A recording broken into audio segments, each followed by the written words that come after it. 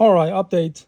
From previous videos, we run a couple of tests in between these two camshafts, trying to figure out a possible reason that causes abnormal wear on one of the camshaft, which is made by Kent Cam in England, on the thrust limiting area. So we can see a wear of a thrust plate, as well as the steps. It's pretty deep steps were down in that groove.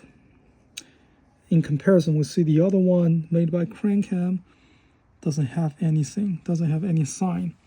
So we find out both camshafts carries pretty much almost identical hardness, and so we looked into the elemental composition of both alloy and trying to see if they have dramatic difference in between the elemental composition, and to dramatically increase the abrasion resistance on one of that. The result is a little disappointing, because although we do read a slightly little higher alloy content on the unweared camshaft made by Crane, which are a little bit higher silicon, manganese, molybdenum, and what was the other one? Anyway, they don't really show too much of a difference for such a dramatic wear difference. So we were thinking about the reason must be elsewhere. Then we start looking into the groove, the worn steps. I already addressed that in previous videos, and we can clearly see from this one the steps are different in height, which means the inboard one the step are higher than outboard one, which means the portion that being worn down, it's more toward the inboard side, less toward outboard side. Translate to the position of the camshaft, which means the camshaft is constantly suffer excess load toward the back of the cylinder head. So basically keep pushing it this way to create a deeper wear on the inboard side, right? And as a matter of fact, if we do see wear on both sides, that means not only we constantly having or higher load toward the backside of the cylinder, we also has a slightly force to bring to the front side. And the only reasonable explanation of this is that camshaft is moving back and forth, back and forth, back and forth. And judging by the wear difference, I believe there's a force is pushing the camshaft back. And once the force is gone, the camshaft is bring back to its normal position, or spring back, and thus create a wear on the backside. What could cause that? Now, I believe here is the answer, what we find out. The lobe are not exactly in the same position. Explain that. Let's put two camshafts deadly start from one plane. Okay, so we can see, let's start from these two grooves. They're identical, right? Now let's start looking at the lobe position. Start from the first one. Make sure the back is on the same page. Okay, so see how much difference on the lobe, on the first lobe. You may not look that severe, but that's like over 2 mil difference in height. Look at the second one. Okay, look at the second one. That's about close to a mil. The third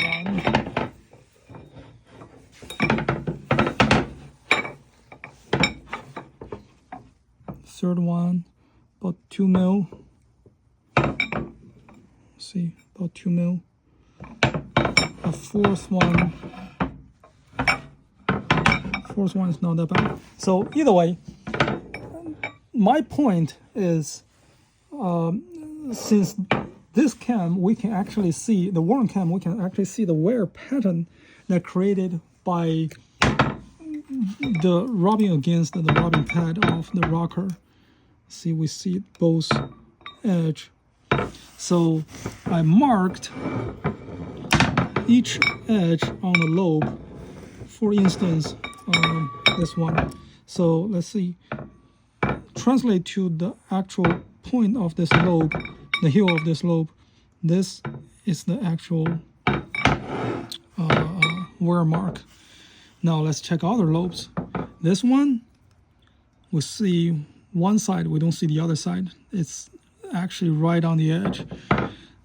Consider the total width is 17 mil. This one, the second one, we see slightly, almost no sign on this edge, the leading edge, the forward edge. This one even worse. This one, the actual rubbing pad is actually outside of this lobe. Keep coming back. Same thing. Shift toward forward. This one actually is the best one. It's right there, somehow close to the center. And this one too is shifted forward. And the last one, oh no, I apologize. This one is the best one. It's almost in the center. So compare to the other camshaft, which I put a script mark on the center of that lobe.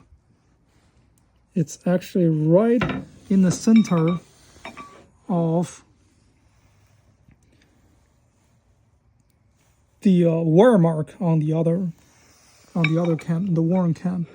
We can see that. Let me make sure the rear is correct. Okay, so see this one right in the center as well, right? And the first one is the worst. Let's see. Let me make sure the back is aligned.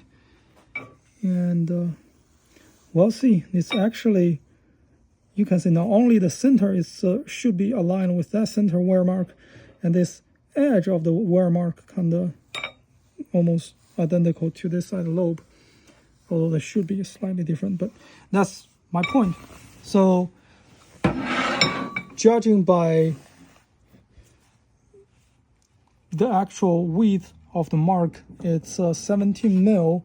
Now we can see with that mark, the distance from this mark to the edge, subtracted by 17 mil, we have 2 mil here. So basically, the rubbing pad is 2 mil protruding out. That means only part of this cam lobe sits on the rubbing pad on top of the rocker. And the same thing here, we have a 0, so basically there's nothing hanging outside, but it's right on the edge. This one is 0, exactly the same thing on the edge. This one is not bad, it's in the edge. This one is 0 on the edge. This one's not bad, it's on. This one's on, and this one's on. So I think what really caused the problem is the first lobe, because the rocker, instead of sitting in the roller bearing, it actually sitting in the ball. So the old style, sitting in the ball as a socket. So it actually moves, not only tilting, but moves side by side as well.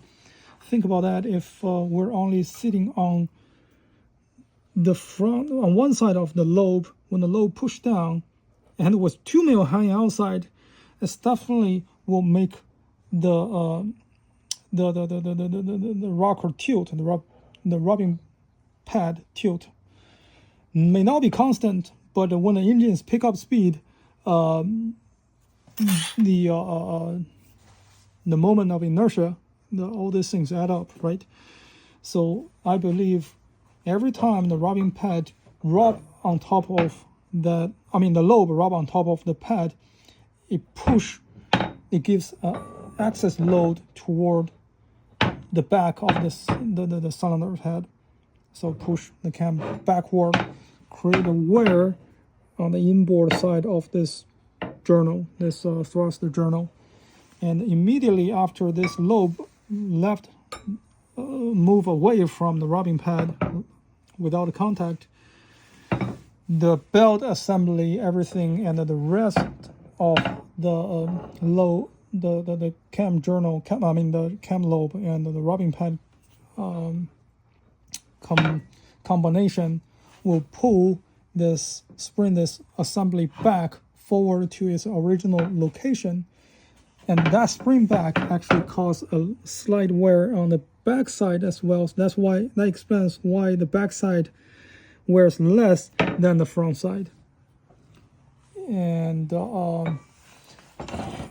I cannot 100% confirm this is the cause, but we have a strong reason to believe this might be a huge contribution to what we're looking at, because regardless of the hardness difference or the metal alloy difference, if we have the same amount of wear, same condition, same oil, one has 1 millimeter thick of metal wear down, and the other one doesn't even have any sign of a contact, that means the other one doesn't even have this excess load or excess movement, but this one does. And what caused that? So far, the most obvious evidence is the offset of this cam lobe that might cause the excess movement, and it's a pulsing movement, so the camshaft go back and forth. Every time you push back, it spring back. So anyway, I believe that's what we find out at this point. And if there's any more findings, useful findings down the road, I will keep updating. Other than that, I believe we can close the case now. Okay, thank you.